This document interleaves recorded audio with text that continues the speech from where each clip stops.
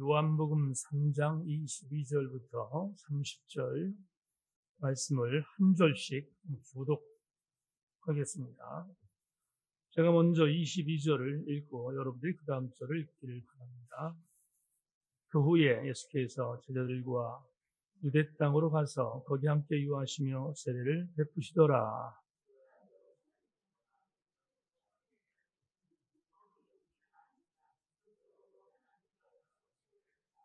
요한이 아직 오기에 갇히지 아니하였더라.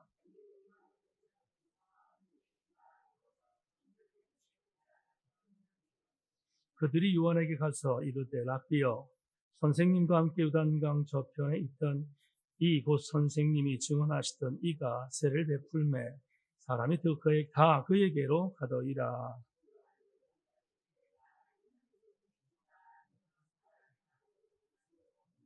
내가 말한 바 나는 그리스도가 아니요 그의 앞에 보내심을 받은 자라고 한 것을 증언할 자는 너희니라.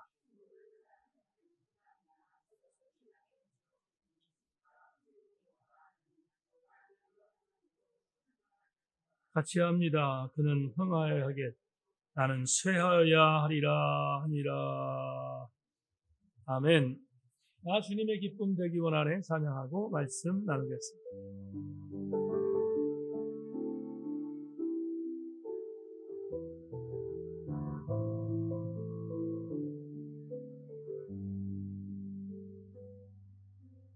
주님의 기쁨 되기 원하네 내 마음을 새롭게 하소서. 새 부대가 되게 하여 주사 주님의 빛 비추게 하소서. 내가 원하는 한 가지 주님의 기쁨이 되는 것. 내가 원하는 한 가지 주님의 기쁨이 되는 것. 겸손히 내 마음 드립니다. 나의 모든 것 받으소서. 나의 마음 깨끗게 씻어주사 주의 길로 행하게 하소서. 아멘. 내가 원하는 한 가지 주님의 기쁨이 되는 것. 내가 원하는 한 가지 주님의 기쁨이 되는. 내가 원하는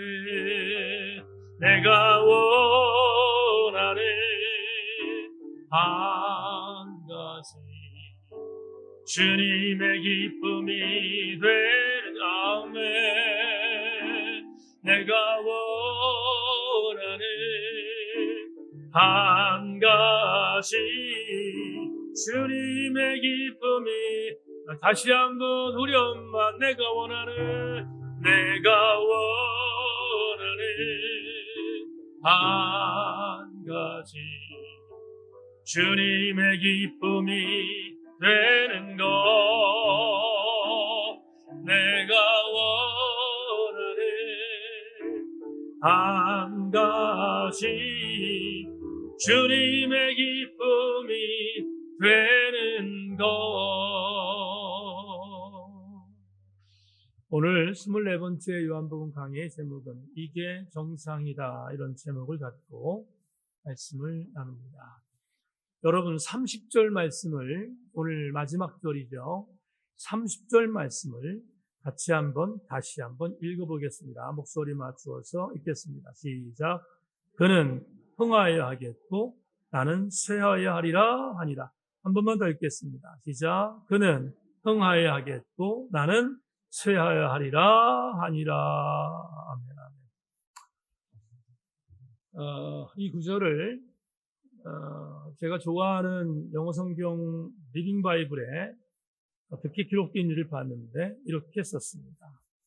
그는 점점 더 위대해져야 하고 나는 점점 더 작아져야 한다. 이게 세례 요한의 고백입니다. 자, 오늘 이 본문을 나누겠습니다만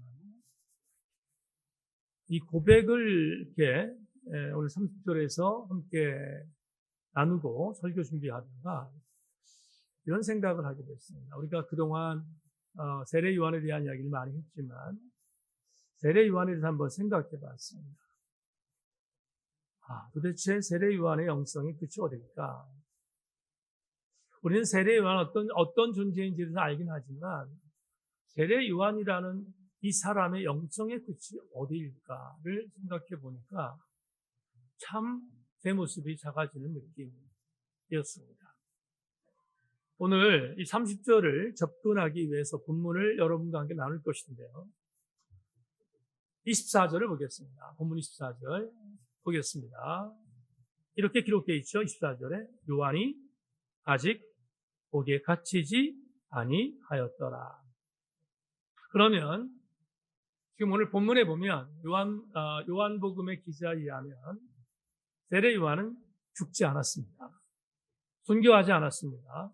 헤롯에 의해서 목이 잘려 죽는 순교 이전의 상황인 것을 본문이 이야기를 합니다. 자, 한번 볼까요? 세례 요한은 샤가라라고 하는 제사장의 아들로 태어났습니다. 제사장 반열에 있는 나름대로 유대 사회에 있어서 굉장히 앞날이 보장되어 있는 지성인 그룹에서 태어났다 이 말이죠. 그런데 아버지 샤가라의 제사장 반열을 따라가지 않고 그는 광야로 나옵니다. 그러니까 유대 제사장, 당시 제사장직은 세습됐으니까 아버지의 뒤를 이어서 제사장이 되어야 할 사람인데 다 떨쳐버리고 광야로 나왔다 이렇게 말합니다. 그리고 나서 그는 메뚜기와 석청을 먹으면서 광야에 지냈고 그는 약대 털옷을 입고 청빈하게 살았음을 우리는 성경에서 알게 되죠. 그런데 그가 와서 유대인들을 향해서 특별히 주목할 것은 뭐냐면 유대인들을 향해서 외쳤던 메시지가 뭐였죠? 회개하라, 천국이 가까웠다라는 메시지였습니다. 여러분 잘 아시는 것처럼. 그러니까 유대인들에게 밉상을 보일 수 있는 그런 메시지를 전했는데 그런데 그 정도가 아니라 유대인들을 향해서 외식하는 유대인들을 향해서 세례 요한이 외쳤다 유명한 말이 있습니다. 뭐죠? 회개하지 않는 유대인들을 향해서 독사의 새끼들아 이렇게 외쳤잖아요. 얼마나 무시무시한 살벌한 종교 권위에 도전하는 일인지 몰라요. 그렇게 도전적인 메시지를 전했단 말이죠. 마태복음 3장 7절 여러분 제가 읽어드릴 테니까 정확히 보십시오. 요한이 많은 바리새인들과 사두개인들이 세례 베푸는 데 오는 것을 보고 이르되 독사의 자식들아 누가 너희를 가르쳐 임박한 진노를 피하려더냐. 전혀 회개의 영이 없었던 유대인들을 향해서 이렇게 정말 독소를 퍼부었단 말이죠. 독소를 퍼부었습니다. 그럼에도 불구하고 우리가 아는 것처럼 여러분 에논 근처에 있는 강가로 또 혹은 광야에서 수많은 사람들이 세례 요한의 메시지를 듣고 그를 따라오기 시작합니다. 왜 따라왔는가? 신선했기 때문에. 그러니까 유대의 종교 집단이 주지 못했던 메시지를 주니까 신선했습니다. 대단히 엄청난 파장을 일으켰습니다. 그리고 굉장히 많은 사람들이 세례 요한에게 온 거죠. 세례 요한에게 세례를 세례를 받는 거죠. 수많은 사람들이 세례를 받았습니다. 당시에 이 세례 요한의 위상은 가히 놀라울 정도로 여론몰이에 승리합니다. 그러니까 엄청난 사람들이 세례 요한의 영적인 권위에 굴복하고 와서 세례를 받고 그랬던 거예요. 심지어 누구까지? 예수님까지. 예수님까지도 세례 요한에게 세례를 받은 겁니다. 그러니까 세례 요한의 영적 권위는 당대에 누가 범접할 수 없는 엄청난 영적 권위를 갖고 있었음을 우리는 충분히 이해할 수 있습니다. 그런데 오늘 읽은 요한복음 3장 22절로 23절을 보면, 제가 읽을 테니까 여러분 자막 보십시오. 그 후에 예수께서 제자들과 유대 땅으로 가서 거기 함께 유하시며 세례를 베푸시더라. 요한도 살렘 가까운 에논에서 세례를 베푸니 거기 물이 많습니다. 그러므로 사람들이 와서 세례를 받더라. 여러분 상상해 보세요. 세례 요한에게 수많은 사람들이 와서 세례를 받았습니다. 그런데 예수님도 세례를 받았습니다.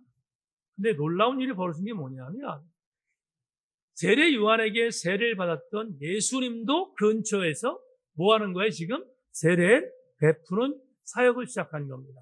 그러니까 공생애의 사역을 시작하시면서 세례를 베풀었다. 그러면 여러분 우리는 어떤 생각을 하게 되죠? 아주 묘한 긴장감이 형성됐을 겁니다. 이런 생각이 들지 않나요? 세례 요한에게 세례받은 예수님이 세례를 베푸는 것이 종교적인 도의에 있어서 조금 엇나간 일처럼 보이지 않습니까? 여러분 우리 목회자들 가운데 종교적인 도의적 책임이 있다 이렇게 얘기를 하거든요. 그러니까 예를 들자면 같은 지역에서 같은 적 개척을 했을 때 같은 적 개척한 목사들이 서로의 교인들에 대한 부분에 있어서 서로 양보하고 이러는 것들이 종교적인 도의적인 책임이라고 보는데, 그걸 안 지키면 사람 취급 안 하거든요. 근데 마찬가지 지금 세례 요한에게 세례받은 예수님이 먼 곳이 아니라 같은 에논이라고 하는 물가라고 했습니다. 같은 지역에 세례를 베푸니까 세례 요한의 입장에서 볼 때는 대단히 기분 나쁠 수 있는 일이잖아요. 22절과 13절 말씀을 보면 대단히 긴장감이 보입니다. 근데 그 긴장감이 드디어 터집니다. 어떻게 터졌는가? 이런 겁니다. 여러분 오늘 본문의 25절과 26절을 여러분 보십시오. 25절, 26절에서 터집니다. 뭐가 터지냐면 이렇게 말합니다. 이에 요한의 제자 중에서 한 유대인과 더불어 정결 예식에 대하여 변론이 되었더니 그들이 요한에게 가서 이르되 라삐여 선생님과 함께 요단강 저편에 있던 곧 선생님이 증언하시던 이가 세례를 베풀매 사람이 다 그에게로 가더이다. 이해하셨습니까? 똑같이 세례를 베푸는 현장인데 세례 요한에게 세례를 받는 사람보다 예수님에게 세례를 받는 사람이 훨씬 더 많았다는 거잖아요. 그러면 세례 요한을 따르던 제자들 불만이 나올 수 있는 거예요. 이거 어떤 종교적인 도의에 문제가 있지 않는가 하는 생각이 들 수 있는 거지요. 충분히 그럴 수 있습니다. 그래서 메시지 번역을 보면 이 구절에 대단히 주목할 만한 구절이 나와요. 여러분 25절과 26절을 제가 메시지로 읽겠습니다. 요한의 제자들이 침례의 본질을 두고 유대 지도자들과 논쟁을 벌였다. 제자들이 요한에게 가서 말했다. 라삐님, 요단강 건너편에 선생님과 함께 있던 분을 아시지요? 선생님께서 증언하고 인도해 주신 분 말입니다. 그분이 이제는 우리와 뭐하고 있습니까? 우리와 경쟁하고 있습니다. 그분도 침례를 주고 있는데 사람들이 우리에게로 오지 않고 다 그분에게로 갑니다. 와, 이건 정말 여러분 세례 요한의 제자들에게는 대단히 견디기 어려운 그런 상황이 벌어진 겁니다. 내가 따르는 선생에게 세례를 받았던 예수라는 그분, 그 존재, 선생님은 그 사람을 인정했긴 했지만 아주 기분 나쁜 일이 벌어지고 있는 겁니다.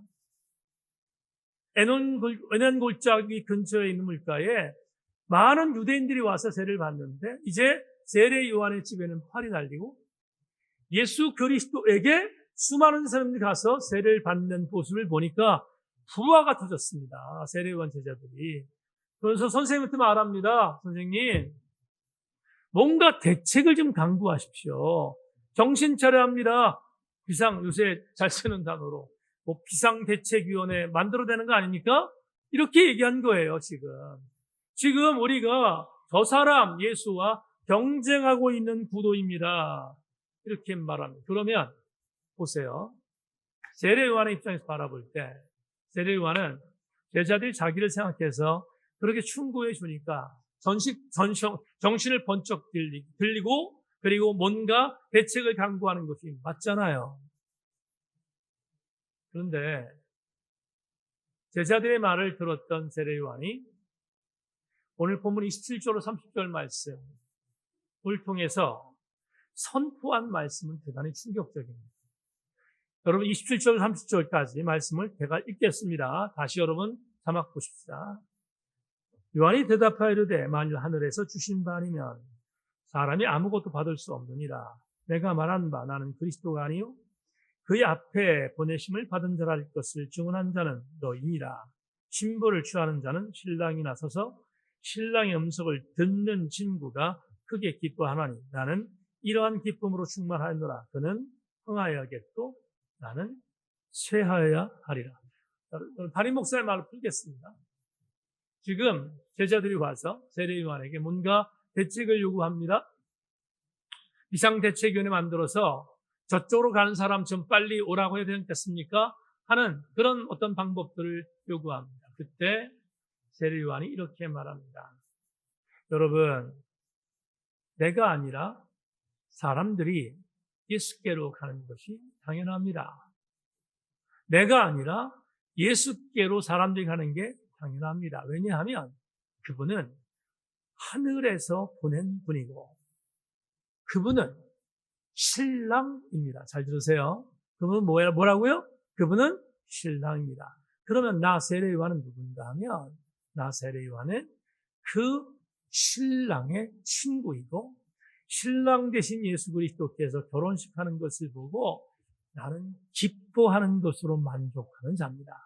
그 마지막 오늘 설교 시작하면 읽었던 그 말 그대로 그분은 점점 더 커져야 되겠고 나는 점점 더 쇠하여야 합니다. 라고 오늘 본문에서 마무리합니다.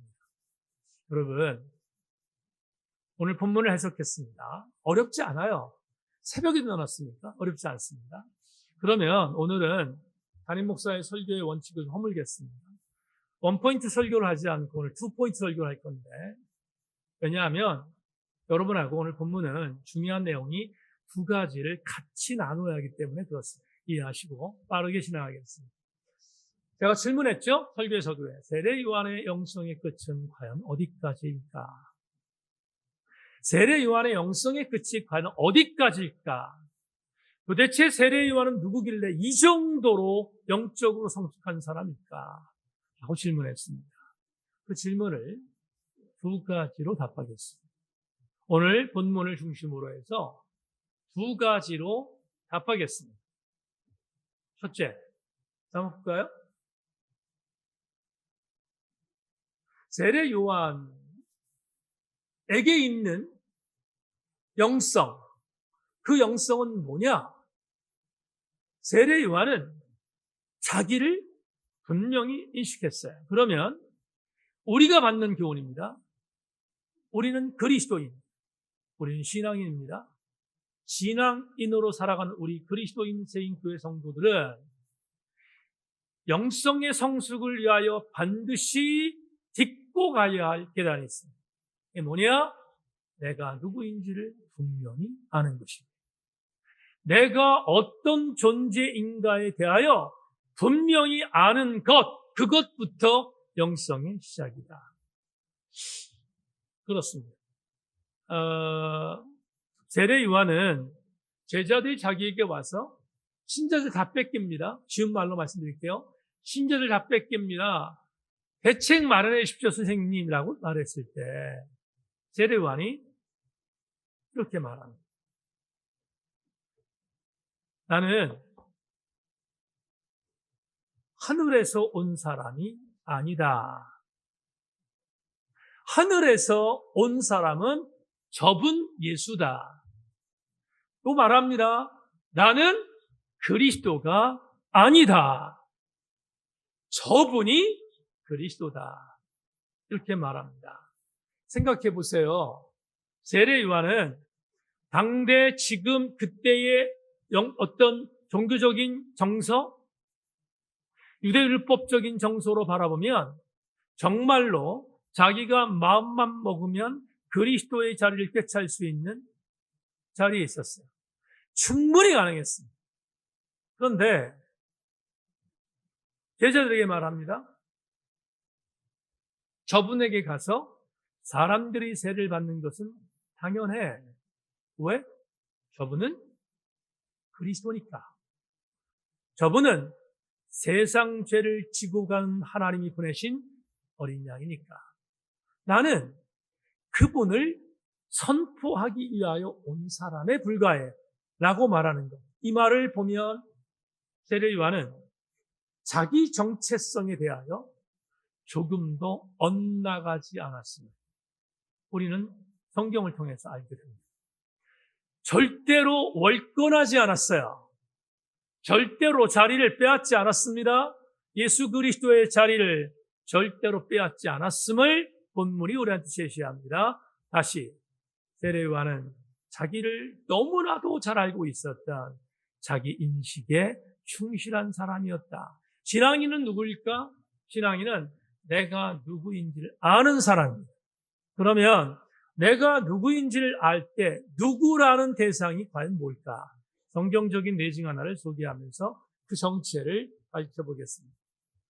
저는 마태복음 26장 20절로 25절을 조금 길지만 제가 읽겠습니다. 그럼 자막으로 따라오십시오.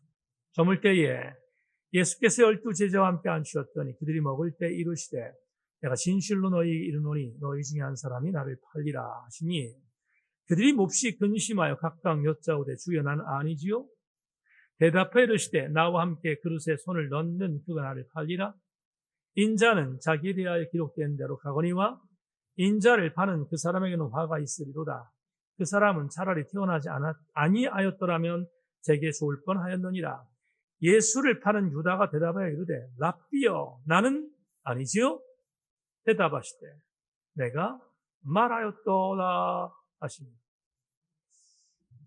세종 목요일 날 최후의 만찬을 집례하시던 예수께서 이미 사단에게 넘어가서 대제사장 그룹에게 가서 내가 예수를 팔 테니 나에게 얼마 줄 거냐라고 물었을 때 은 30을 주겠다고 확약을 받고 돌아왔던 가룟 유다가 최후의 만찬에 참여했습니다. 하나님의 나라의 비밀을 말씀하셨던 예수님께서 세족 목요일 날 세족식을 하기 직전 이렇게 말씀합니다. 너희들 중에 날 팔 사람이 있다. 너희들 중에 나를 팔 사람이 있다. 아마 분위기 쌓였을 것입니다. 그 연장은 뭔가 찬물을 끼얹는 분위기였을 겁니다. 그러자 놀랬던 제자들이 이구동성으로 말합니다. 나는 아니지요. 물었습니다. 나는 아니지요. 그러자 예수께서 이 중에 한 명이 분명히 나를 팔 거야. 근데 그 파는 사람은 차라리 태어나지 않았던 것이 더 좋을 뻔했어. 이렇게 저주를 하십니다. 여러분 엄청난 저주죠. 태어나지 않는 게 나았다고 할 정도면 얼마나 엄청난 저주입니까? 더 당황했습니다. 제자들이. 나는 아니지요? 라고 물었던 그들이 괜히 도둑이 제발 저리는 것처럼 정말 그런 모습이었습니다. 근데 결정타로 이미 팔 것을 작정하고 돌아왔던 가룟 유다가 이렇게 말합니다. 두 번째, 나는 아니지요? 도둑이 제발 저리는 거죠. 나는 아니지요? 예수께서 그를 향하여 말합니다. 네가 말하였다. 나는 아니지요, 주님. 라고 말하는 가룟 유다에게 네가 네 입으로 얘기했어. 라고 정체를 밝히시는 내용이 조금 더 읽었던 본문입니다.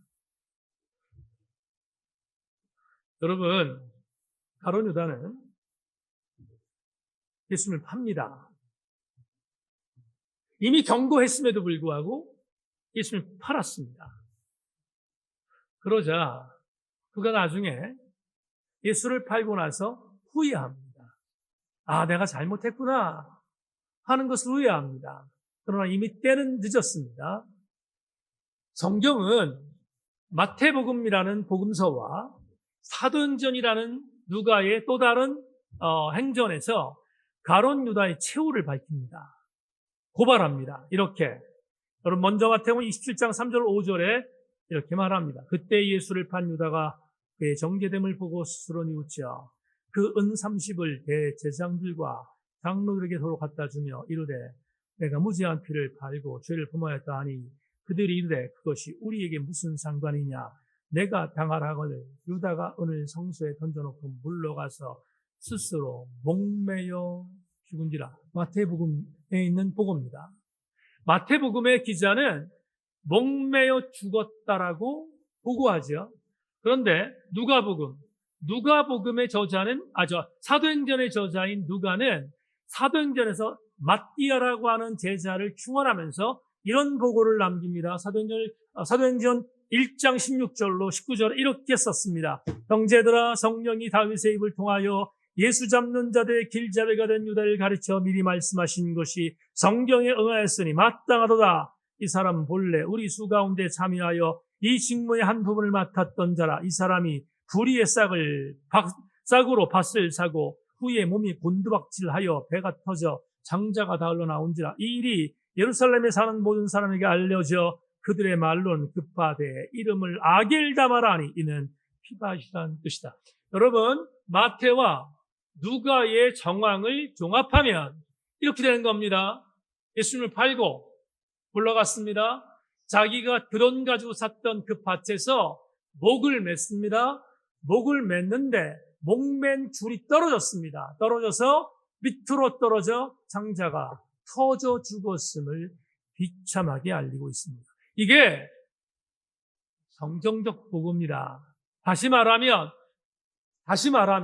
예수 그리스도를 팔았던 자기 정체에 대하여 인식하지 못했던 가룟 유다의 최후는 이렇게 보고되고 있습니다. 그런데 또 한 가지, 여러분 단테의 신곡을 보면 단테의 신곡의 첫 번째 책인 지옥편에 가장 밑바닥에 가룟 유다가 있습니다.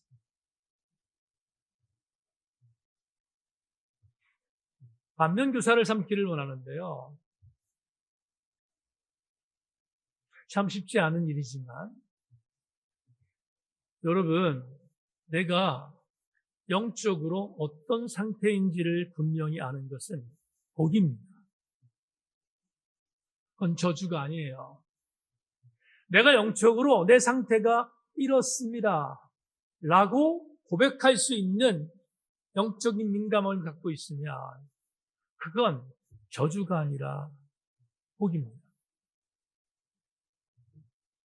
Sing Again 3이라는 프로그램 아시죠?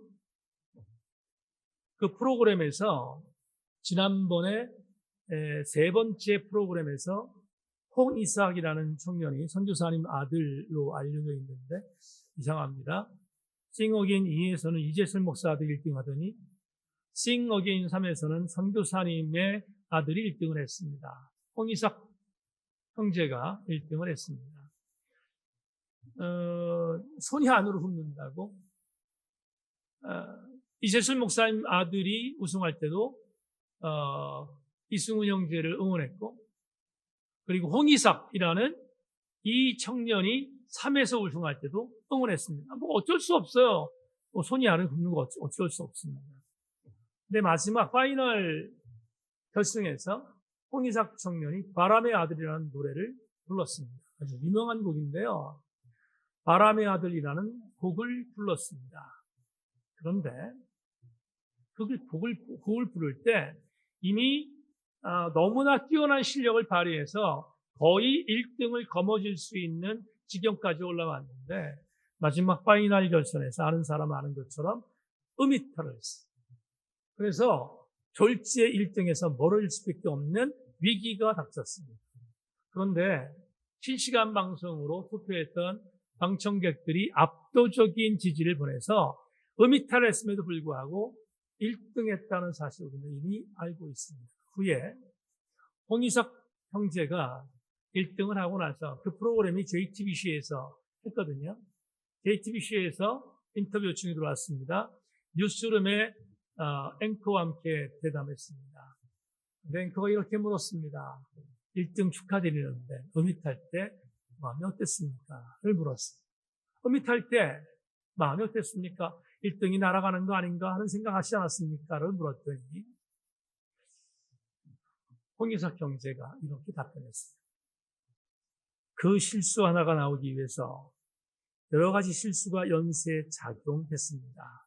정직하게 말씀드리면 이 정도면 되겠지 않은 아니란 마음이 있었습니다. 그러나 어미탈을 하고 나니 내가 정작 어떤 것들을 놓쳤는지 그때야 생각이 났습니다.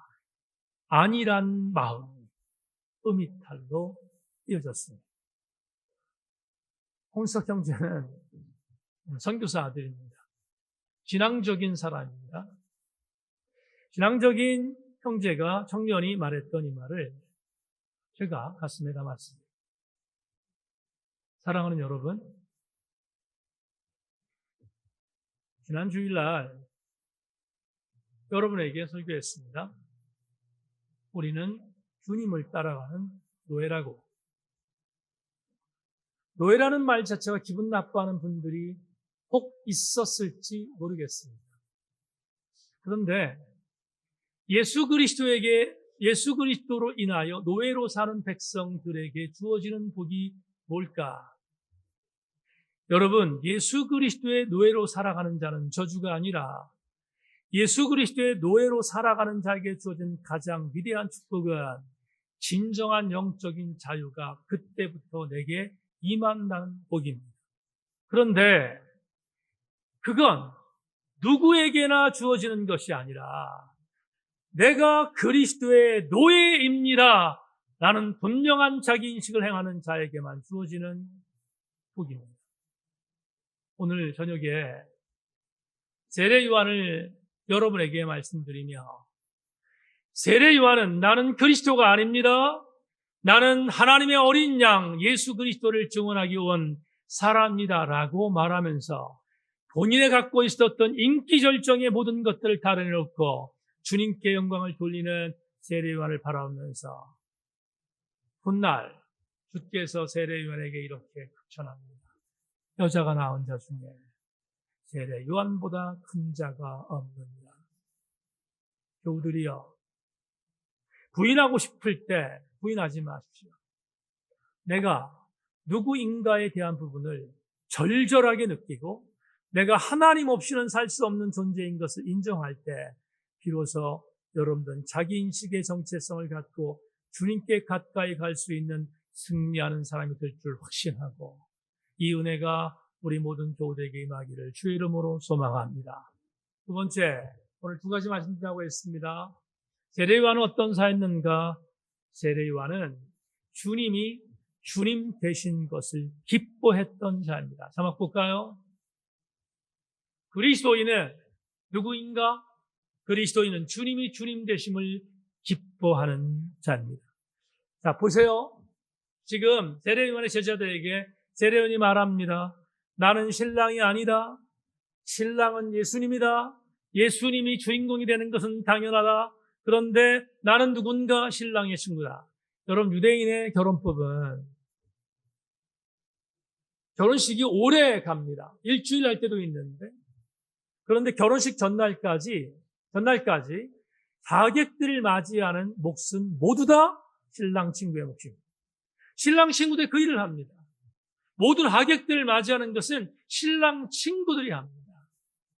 신랑이 뒤치다거리를 하다가 결혼식 날 신랑이 등장하면 신랑이 등장하는 것을 보고 마음껏 박수 쳐주는 것, 그게 신랑 친구들의 몫입니다. 그러니까 오늘 본문은 이 본문에 대한 내용을 이해하려면 유대인의 결혼법을 이해해야만 이해할 수 있습니다. 지금 세례 요한이 이렇게 말합니다. 주인공 신랑은 예수님이시다. 나는 그의 친구다. 나는 그를 기뻐하는 일을 맡았다. 나는 그가 결혼식에 들어와 신랑 역할을 감당하는 그것 자체로 나는 충분히 기뻐. 충분히 기뻐. 누구의 말이라고 했습니까? 세례 요한의 마음.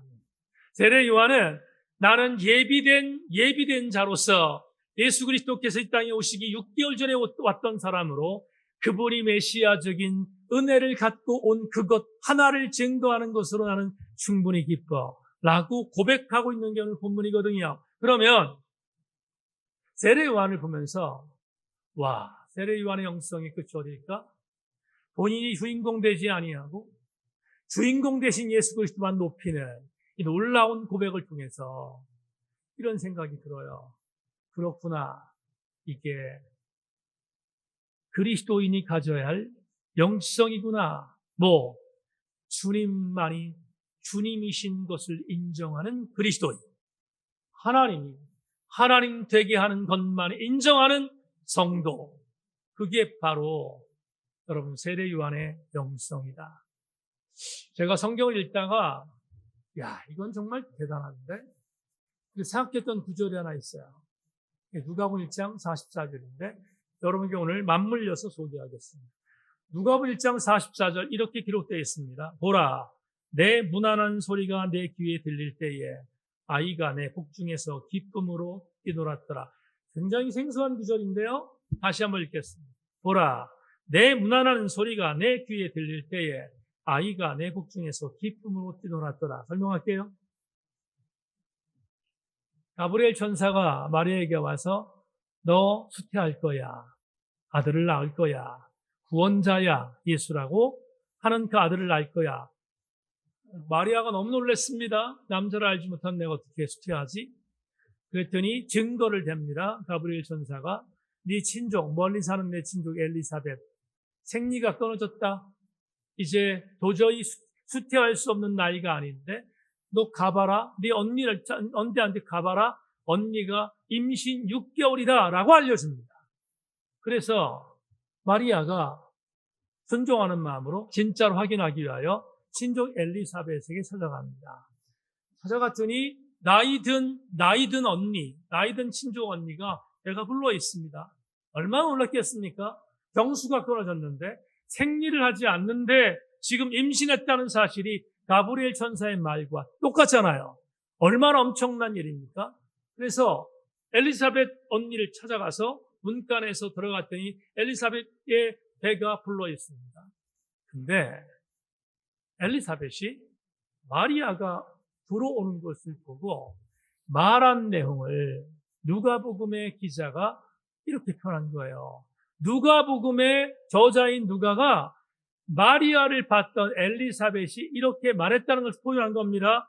보라, 내 무난하는 소리가 내 귀에 들릴 때에 아이가 내 복중에서 기쁨으로 일어났더라.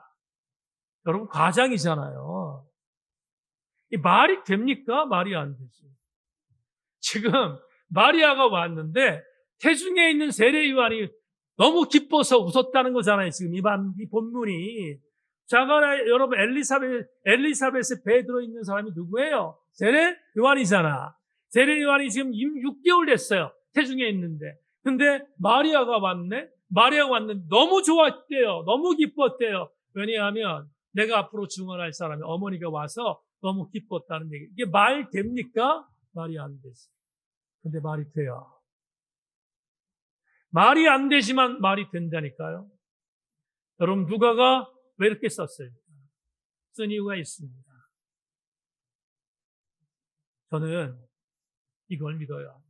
누가는 세례 요한이 진짜 태중에서 6개월밖에 안 됐는데 그 태아가 그렇게 기뻤다라고 고백한 것이 아니라 세례 요한의 정체성 무엇인가를 보여주기 위해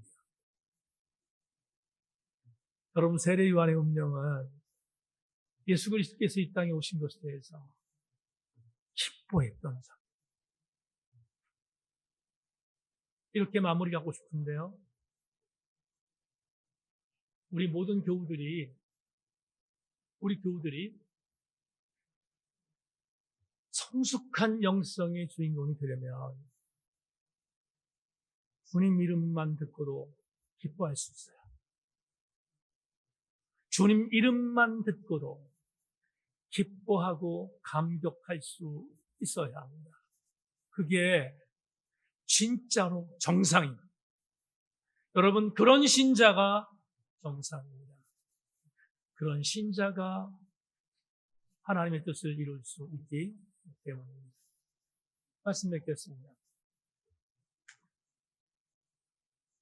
부교육자가 없는데 청년 학생들이 수련회를 준비한다고 노력하고 있습니다. 컨트롤 타워가 없죠. 학생들, 청년들에 대한 컨트롤 타워가 없는 상태입니다. 준비하는 게 얼마나 힘든지 안 봐도 비디오입니다. 근데 우리 예찬이하고 지훈이하고 그리고 소영이하고 아주 기쁨으로 이 일을 감당하고 있습니다. 너무 기특합니다. 오늘 김밥 사서 먹였는데, 사서 먹는 게 아니라 집사람이 만들어서 오늘 저녁을 해줬는데, 와서 먹는데 너무 대견해요. 안아주고 싶은 마음이 오고 굴뚝 같았어요. 근데 저보러 목사님 2번 집회를 해달라는 겁니다.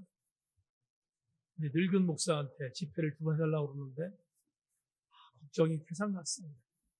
김한희 목사처럼 그렇게 막 열정적으로 막 뛰고 난 그러면 죽습니다.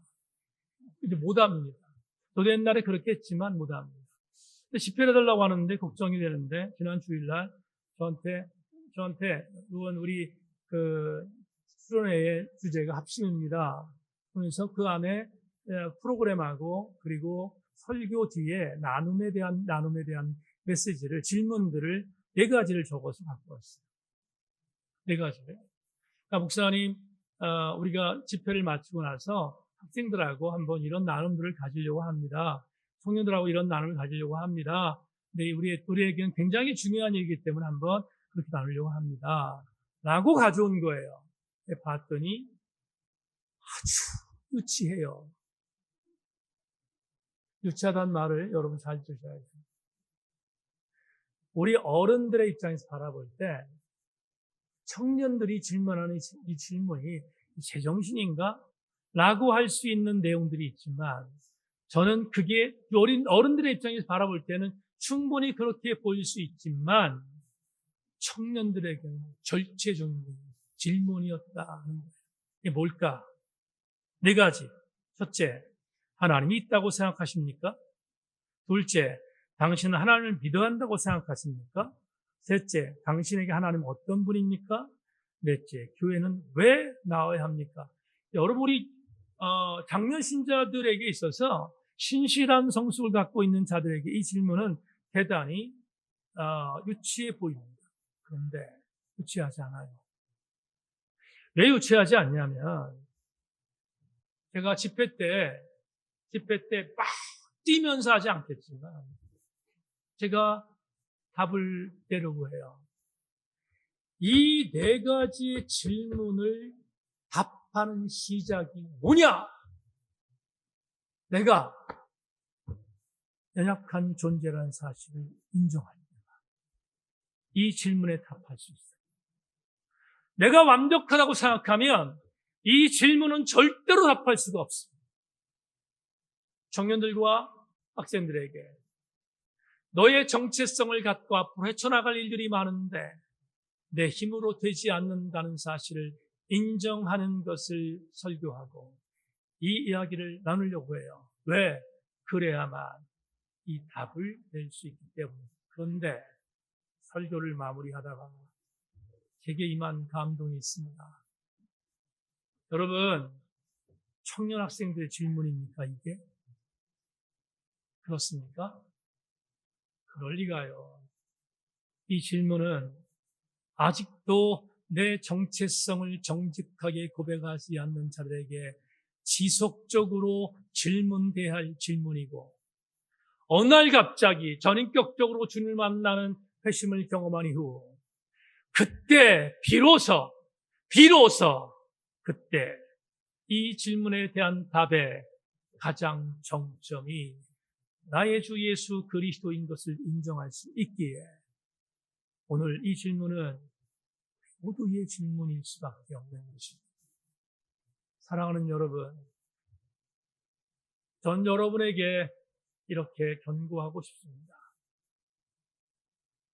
내가 불완전한 존재이고 내가 연약한 존재인 것을 인정했던 세례요한처럼, 그러니까 나는 점점 더 작아져야 하고 점점 더 위대해진다고 고백하는 그 자가, 고백하는 그 성도가 진짜로 정상적인 그리스도인을 명심하고 오늘 예배 나온 교우들마다 주님 높이는, 주님에게 기쁨이 되는 교우들 다 되기를 주의 이름으로 소망합니다.